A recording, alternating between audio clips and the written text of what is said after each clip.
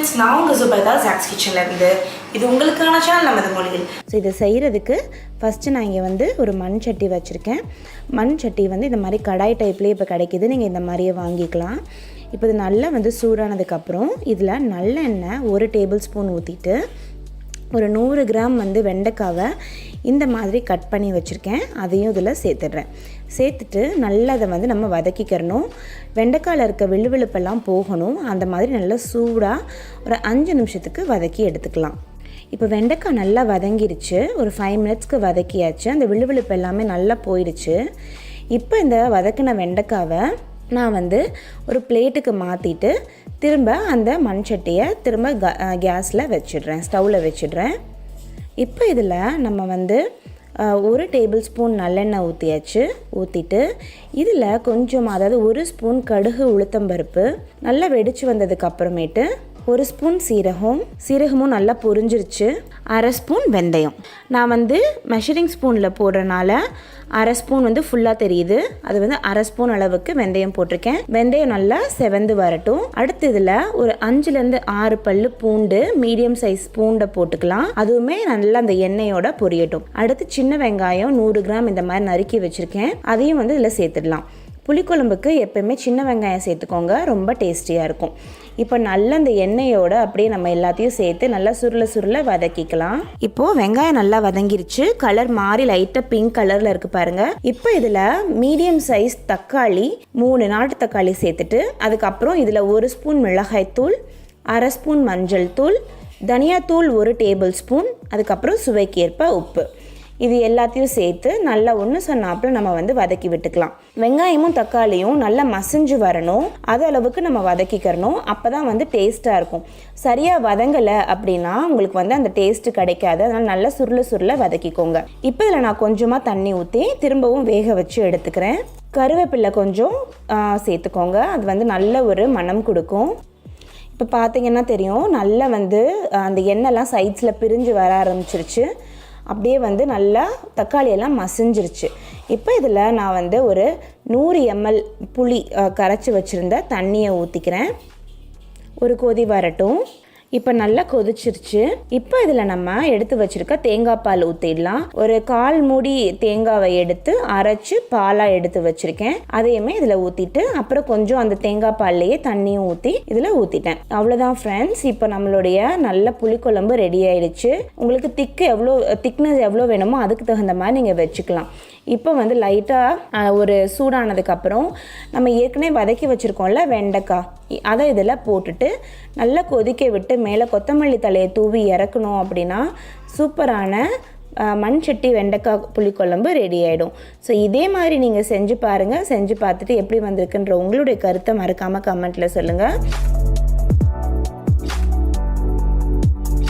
So இப்போ நான் இங்கே வந்து ஒரு குக்கர் எடுத்து வச்சுருக்கேன். இதில் வந்து கொள்ளு ஏற்கனவே வந்து பார்த்திங்கன்னா நான் எப்போவுமே கொள்ளு வாங்கினதுமே வாஷ் பண்ணிவிட்டு நான் வந்து வெயிலில் காய வச்சு எடுத்துப்பேன்.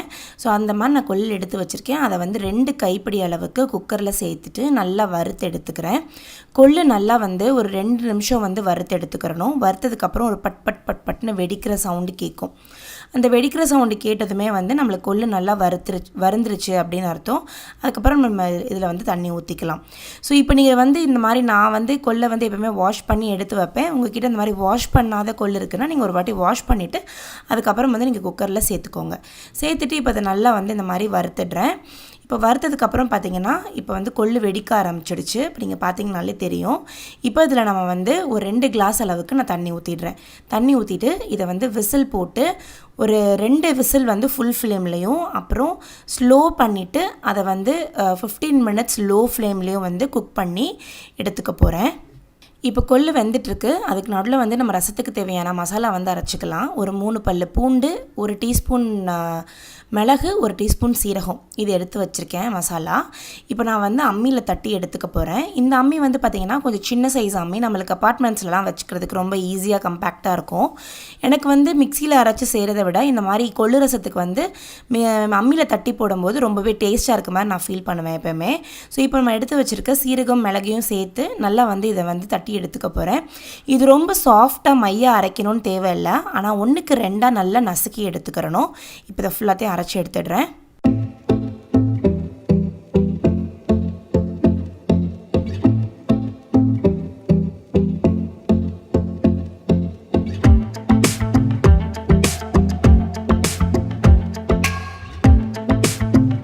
இப்போ நல்லா அரைச்சிட்டேன். இதை வந்து நான் அப்படியே தட்டில் சைடில் எடுத்து வச்சிடுறேன். தாளிக்கும் போது போட்டுக்கலாம். இது எல்லாத்தையுமே வந்து இந்த தட்டில் மாற்றி எடுத்துடுறேன். அதே மாதிரி இந்த அம்மியும் வந்து க்ளீன் பண்ணி எடுத்து வச்சு அந்த தண்ணியும் நம்ம ரசத்துக்கு வந்து யூஸ் பண்ணிக்கலாம். இப்போ நான் இங்கே வந்து ஒரு கல்சட்டி எடுத்து வச்சுருக்கேன். இந்த கல்சட்டியில் 2 தக்காளி வந்து மிக்சியில் அடித்து இதில் வந்து சேர்த்துக்கிறேன். உங்களுக்கு மிக்சியில் அடிக்க வேணாம்னா நல்லா பொடுசாக கட் பண்ணி கொஞ்சம் உப்பு சேர்த்து கையிலே பிழிஞ்சு விட்டாலும் ரொம்ப நல்லாயிருக்கும். இதில் 1/2 டீஸ்பூன் வந்து மஞ்சள் தூள், அப்புறம் பெருங்காயத்தூள் 1/4 டீஸ்பூன் வந்து சேர்த்துக்கிறேன். அடுத்து இதில் வந்து பார்த்திங்கன்னா ரசப்பொடி 1/4 டீஸ்பூன். இது எல்லாத்தையும் சேர்த்துட்டு கொஞ்சமாக சுவைக்கு ஏற்ப உப்பு நம்ம வந்து இதிலே சேர்த்துடலாம். நான் வந்து பிங்க் சால்ட் சேர்க்குறேன். இப்போ நம்ம வேக வச்சுருந்த கொள்ளு வந்து நல்லா வெந்து ரெடியாக வந்திருக்கு.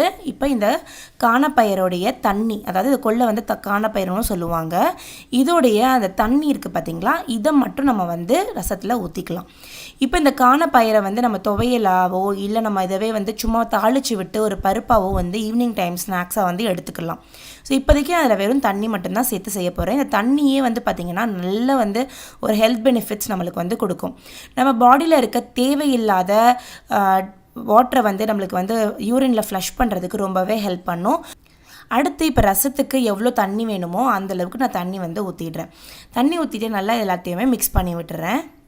இப்போ இதில் நான் வந்து கொத்தமல்லியை கொஞ்சம் கையிலேயே இந்த மாதிரி கிள்ளி சேர்த்துக்கிறேன்.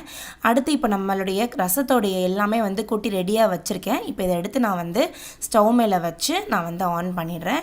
இப்போ ரசத்தை வந்து அந்த சைடில் கொதிக்க வச்சுருக்கேன். அடுத்து இங்கே சைடில் வந்து தாளிச்சிடலாம். இங்கே வந்து ஒரு காஸ்ட் அயர்ன் ஸ்கில்லட் வச்சுருக்கேன். அதில் வந்து நல்லெண்ணெய் 1 டீஸ்பூன் விட்டுட்டு எண்ணெய் நல்லா சூடானதுக்கப்புறம் இதில் கடுகு உளுத்தம்பருப்பு சேர்த்துக்கிறேன். இது வந்து கொஞ்சம் நல்லா வந்து வெடித்து வரட்டும். நல்லா வெடித்து வந்துருச்சு. இப்போ அடுத்து இதில் நம்ம ஏற்கனவே தட்டி வச்சுருந்த ரச மசாலா இருக்குல்ல, அதாவது சீரகம், மிளகு, பூண்டு, இது 3த்தையும் இதில் வந்து போட்டு நல்லா ஒரு வாட்டி வதக்கி விட்டுடலாம் இந்த மாதிரி. இப்போ ஸ்டவ்வை ஆஃப் பண்ணிவிட்டு, அதாவது மசாலா போட்டோன்னே ஸ்டவ்வை ஆஃப் பண்ணிவிடுங்க. ரொம்ப இது வந்து வதங்கணும்லாம் அவசியம் இல்லை. அந்த சூட்லேயே வந்து லைட்டாக வறுத்தா போதும். நிறைய பேர் வந்து இதை பச்சையாகவே ஆட் பண்ணுவாங்க. பட் எனக்கு வந்து பூண்டு இந்த மாதிரி லைட்டாக வதக்கி சேர்க்கும் போது ரசத்தோடைய சுவை இன்னுமுமே ரொம்ப நல்லா இருக்குது அப்படின்ற மாதிரி தோணுது. ஸோ நான் ஸ்டவ் வந்து ஆஃப் பண்ணி அந்த பேனுடைய சூட்லேயே தான் வந்து இதை நான் வறுத்து எடுத்திருக்கேன். இப்போ இதை நம்ம வந்து நம்மளுடைய ரசத்தில் போட்டுடலாம். இப்போ ரசம் வந்து பார்த்திங்கன்னா நல்ல மேலே ஒரு மாதிரி நொர கட்டி வர ஆரம்பிச்சிடுச்சு. ஸோ இதுதான் வந்து கரெக்டான பதம். ரொம்ப கொதிக்க வைக்கணும்னு தேவையில்லை. பொதுவாகவே வந்து பார்த்திங்கன்னா கல்சட்டி வந்து நம்மளுக்கு போஸ்ட் குக்கிங் அதிகமாக இருக்கும். ஸோ நம்மளுடைய அந்த பேனில் கொஞ்சமாக நான் ரசத்தையும் ஊற்றி லைட்டாக அந்த மாதிரி கலக்கி விட்டு இந்த மசாலா எல்லாத்தையுமே வந்து ரசத்தில் வந்து ஊற்றிடுறேன். இந்த கல்சட்டியில் வந்து பார்த்திங்கன்னா போஸ்ட் குக்கிங் அதிகமாக இருக்கும். ஸோ நுர கட்டி வரும்போதே நம்ம ஆஃப் பண்ணிட்டோம் அப்படின்னா ஒரு கொதி வந்து கரெக்டாக வந்து ஆஃப் ஆகும். இப்போ ரசம் நல்லா நுர கட்டிடுச்சு பார்த்திங்கன்னா தெரியும். இப்போ கல்சட்டியில் நான் வச்சுருக்கனால இது கல்சட்டியோட ஒரு இது மட்டும் சொல்லிடுறேன். இப்போ இது வந்து பார்த்திங்கன்னா மற்ற பாத்திரங்கள் இந்த ஸ்டெயின்லெஸ் ஸ்டீலு இதெல்லாம் இருக்குது. இது நம்ம சூடோட தொட்டால் என்ன ஆகும், நம்ம கை வந்து ஆக்சுவலி ஏதோ ஸ்கின்னு ஃபுல்லாகவே பேர்ன் ஆகி பபிள்ஸ் ஆகிடும். இப்போ பார்த்தீங்கன்னா தெரியும் உள்ளே நல்லா நுர கட்டி வந்துட்டுருக்கு. அந்தளவுக்கு இது எல்லாம் சூடாக இருக்குது. நான் இப்போ ஃபஸ்ட்டு ஆஃப் பண்ணிட்டேன். ஏன்னா நான் பேசுறதுக்குள்ளே அது கொதிச்சிடும். நுர கட்டி இது பண்ணதுக்கப்புறம் ஆஃப் பண்ணிட்டேன். அதனால் மேலே வந்து உங்களுக்கு கொதிக்கும் ரசம்.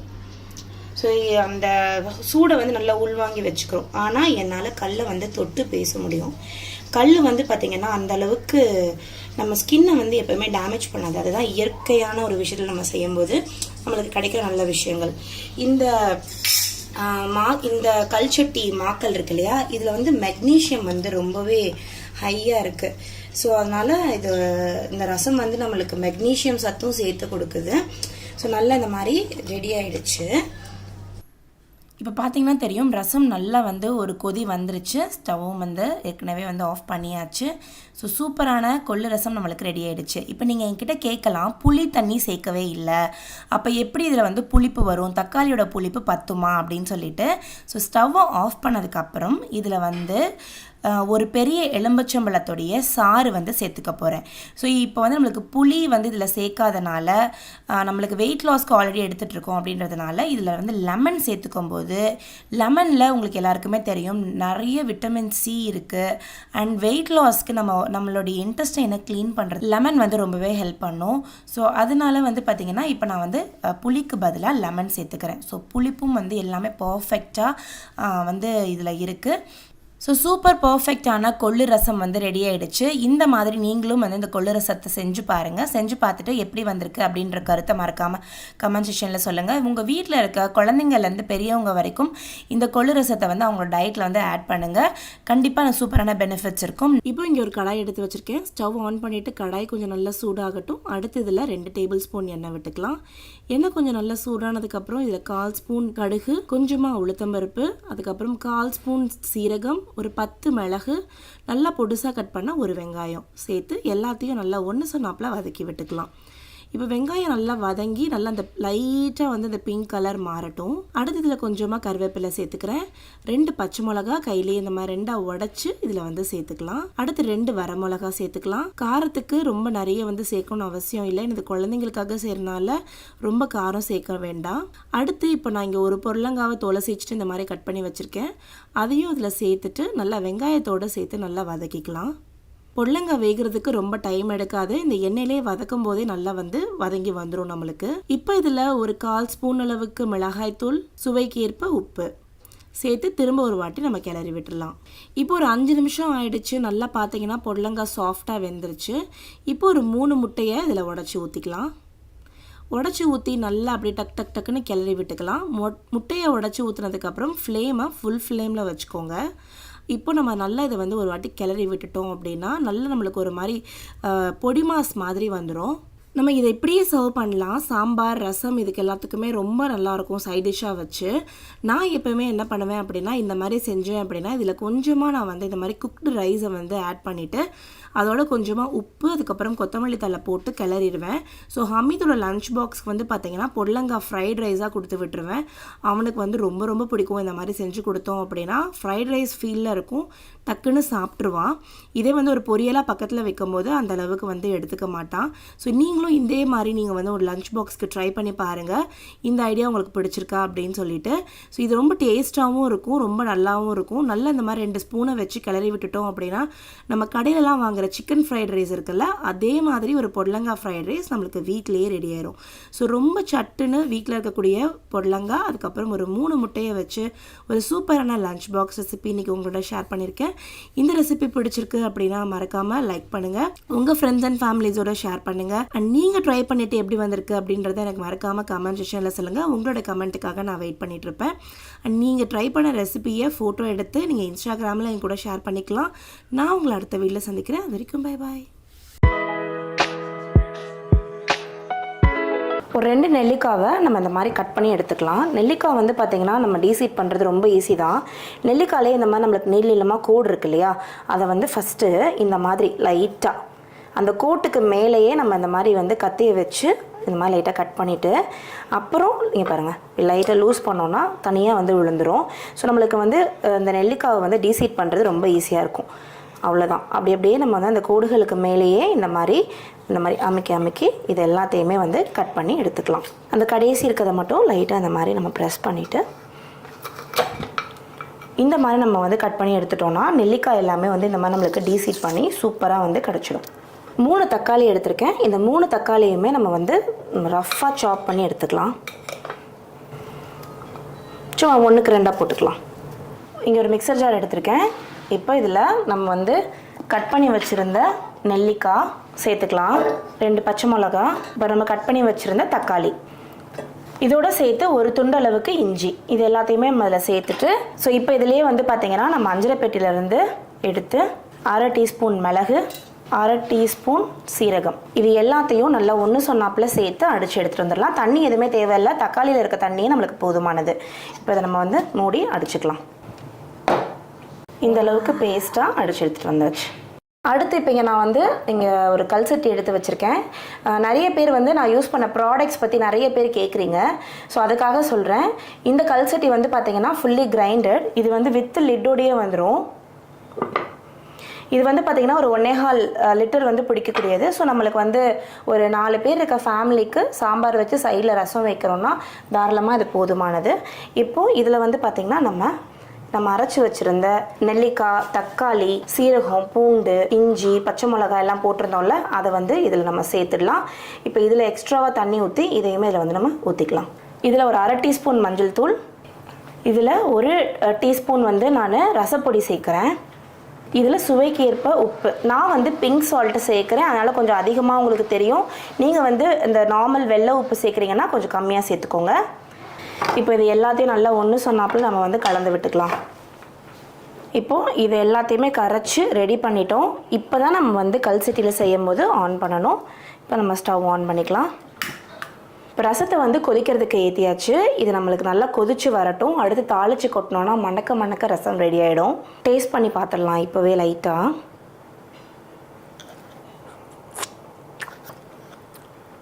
வேறு லெவலில் இருக்குது. தாளிக்கவே இல்லைன்னா அவ்வளோ சூப்பராக இருக்குது.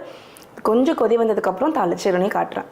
அவ்வளோதான். ரசம் பாருங்கள் நல்லா நுரக்கட்டி வர ஆரம்பிச்சிருச்சு. கல் சட்டியை பொறுத்த வரைக்கும் நுரக்கட்டும் போதே நம்ம அமர்த்திட்டோன்னா அதுக்கப்புறம் வந்து கொதிக்கிறதுக்கு சூப்பராக இருக்கும். நல்ல கரெக்டான கன்சிஸ்டன்சியில் இருக்குது. ரசத்தை பொறுத்த வரைக்கும் ரொம்ப திக்காக இருந்தால் கொஞ்சம் தண்ணி எக்ஸ்ட்ராவாக ஊற்றிக்கோங்க. ரொம்ப தண்ணியாக இருக்காத மாதிரி பார்த்துக்கோங்க. ஸோ இந்த மாதிரி எடுத்துக்கலாம்.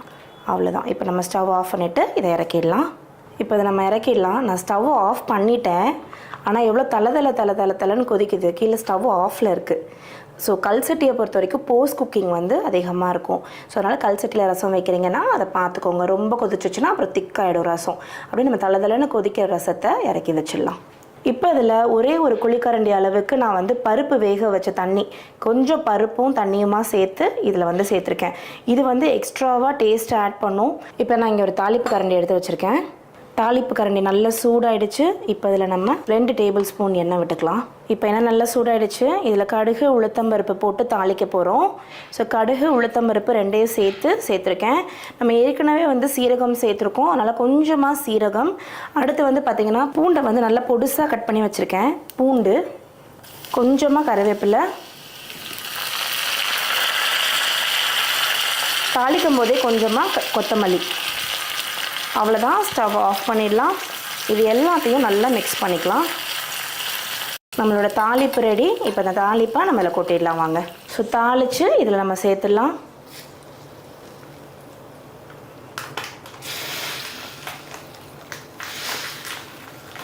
இந்த ரசம் வந்து பார்த்திங்கன்னா ரொம்ப டேஸ்டியாக இருக்கும்.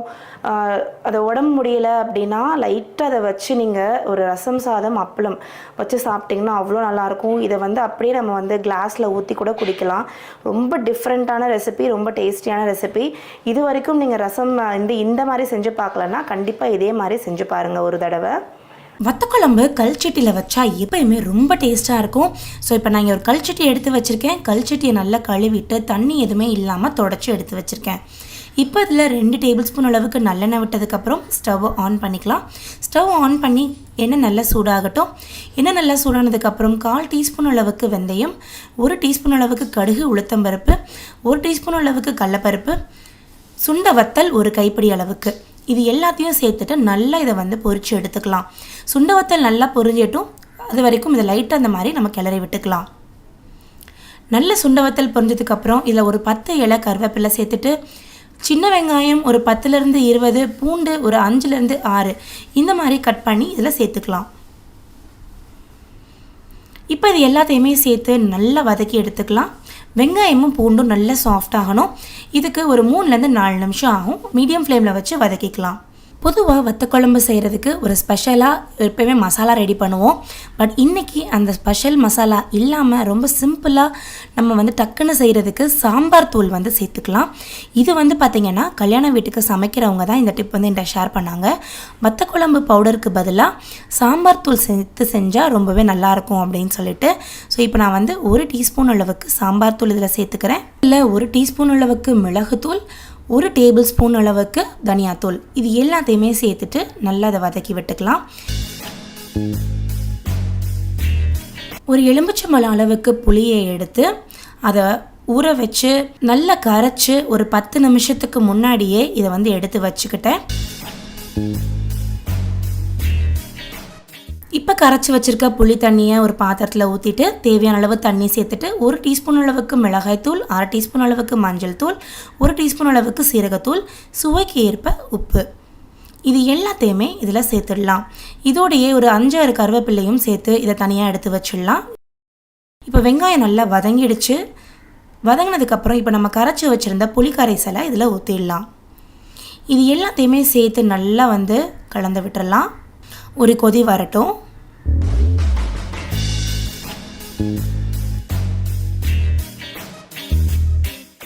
இந்த வீடியோவில் நான் காமிச்சிருக்கக்கூடிய கல்சட்டி, ஸ்டோர் பண்ணியிருக்க தயிர் ஜாடியாக இருக்கட்டும், உப்பு ஜாடியாக இருக்கட்டும், புளி ஜாடியாக இருக்கட்டும், உங்களுக்கு வாங்கணும் அப்படின்னு ஆசைப்பட்றீங்க அப்படின்னா உங்களுக்கு வந்து காண்டாக்ட் நம்பர் ஸ்க்ரீனில் டிஸ்பிளே ஆகும். நம்மளுடைய வெப்சைட் லிங்க் அண்ட் நம்மளுடைய கடையோட ஷாப் எல்லாமே உங்களுக்கு நான் வந்து டிஸ்கிரிப்ஷனில் கொடுத்துருக்கேன். உங்களுக்கு வேணும் அப்படின்னா நீங்கள் கல்சட்டி வாங்குறதுக்கு அந்த நம்பரை காண்டாக்ட் பண்ணலாம். இல்லை வெப்சைட்லேயும் நீங்கள் ஆர்டர் போடலாம். இப்போ வத்தக்குழம்பு நல்லா கொதிக்க ஆரம்பிச்சிருச்சு. இப்போ இதில் 2 டீஸ்பூன் அளவுக்கு அரிசி மாவு எடுத்துகிட்டு அதில் தண்ணியை கலக்கி இந்த மாதிரி கட்டிகள் இல்லாமல் குழம்புல ஊற்றிடலாம்.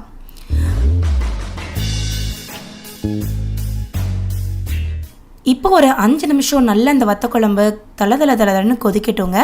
அவ்வளோ டேஸ்டியான வத்தக்குழம்பு சூப்பராக ரெடி ஆகிடும். ஒரு 5 நிமிஷம் மட்டும் கொதி விட்டதுக்கப்புறம் உங்களுக்கு காட்டுறேன்.